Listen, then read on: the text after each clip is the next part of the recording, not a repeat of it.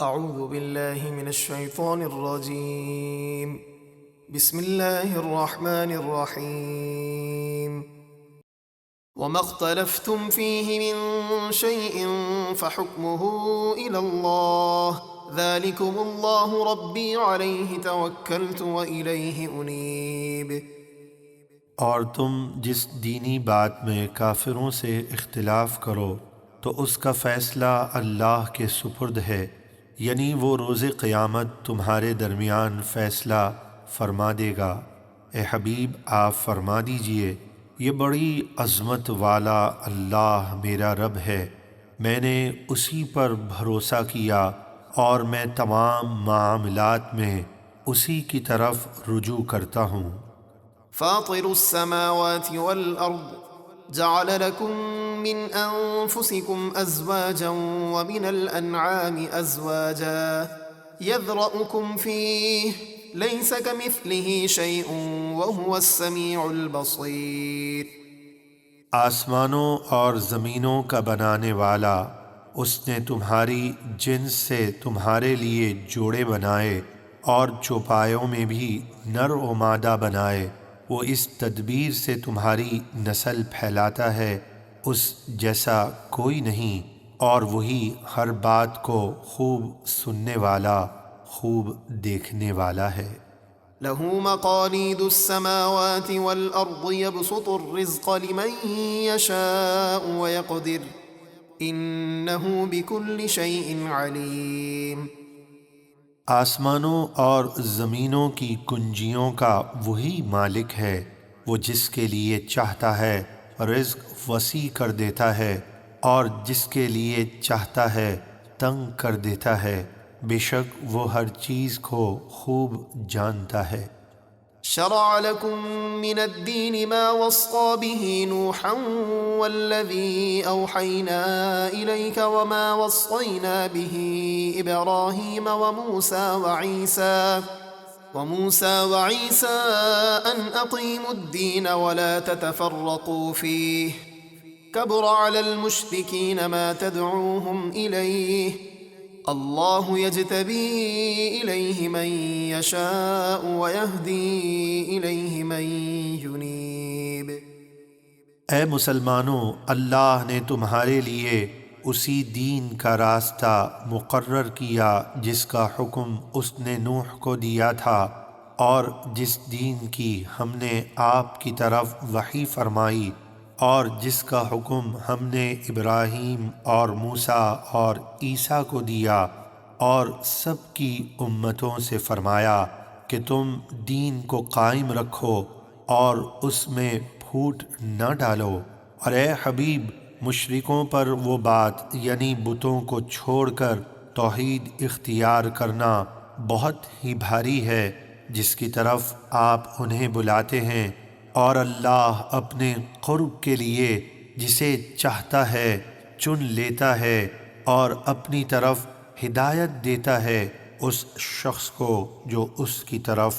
رجوع کرتا ہے۔ وما تفرقوا إلا من بعد ما جاءهم العلم بغيا بينهم ولولا كلمة سبقت من ربك إلى أجل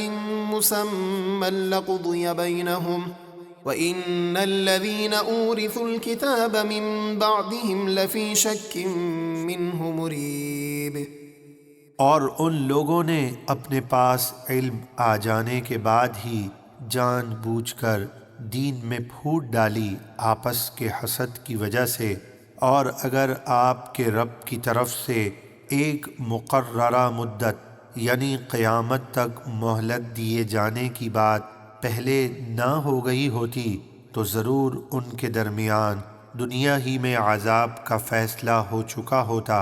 اور بے شک جو یہود اور نصارہ ان کے بعد کتاب یعنی توریت اور انجیل کے وارث ہوئے، وہ ضرور اس قرآن کی طرف سے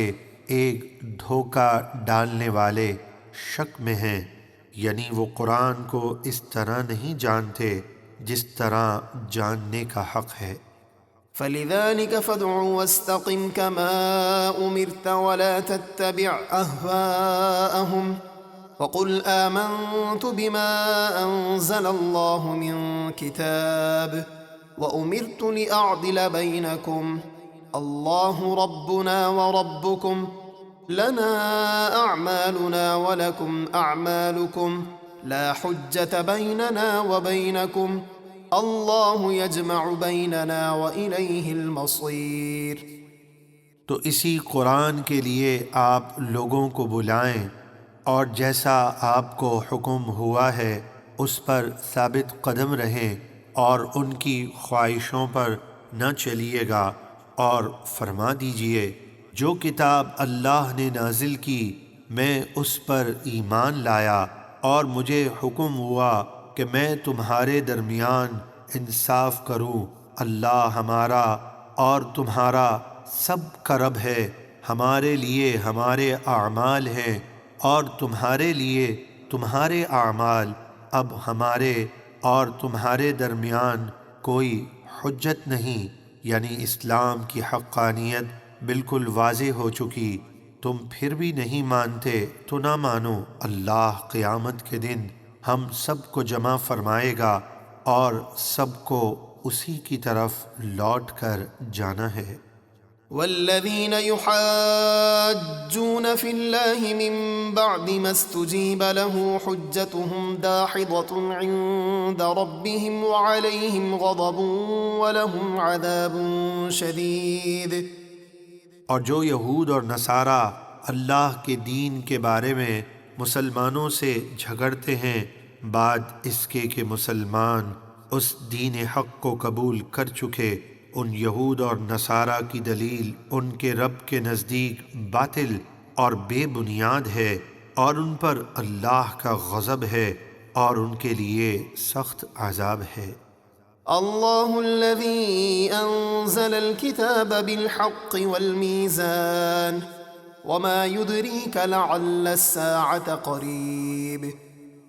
اللہ ہی ہے جس نے حق کے ساتھ اس کتاب کو نازل فرمایا اور انصاف کی ترازو اتاری،